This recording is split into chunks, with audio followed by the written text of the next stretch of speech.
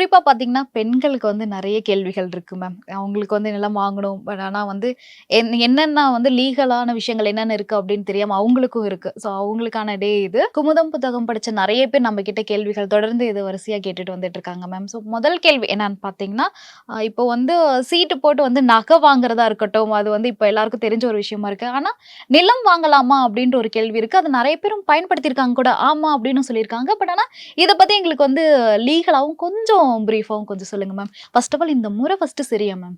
கண்டிப்பா. நல்ல கேள்வி. இந்தியால பார்த்தீங்கன்னா, நெறைய பேரு சிட் ஃபண்ட் மூலியமா சிட்டு போட்டு நிலம் வாங்கிட்டு இருக்காங்க.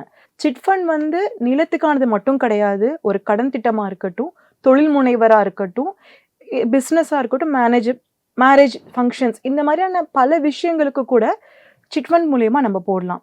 ஆனா இதுல என்னன்னா, ரிஜிஸ்டர்ட் சிட் ஃபண்ட் ஆக்ட் 1982 படி அந்த சிட் ஃபண்ட் வந்து ரிஜிஸ்டர்டா இருக்கணும். நீங்க ரிஜிஸ்டர்ட் சிட் ஃபண்ட் இல்லாத இதுல போட்டீங்கன்னா, நம்மளுடைய பணத்துக்கான அங்கீகாரம் வந்து ரொம்ப கம்மி தான்.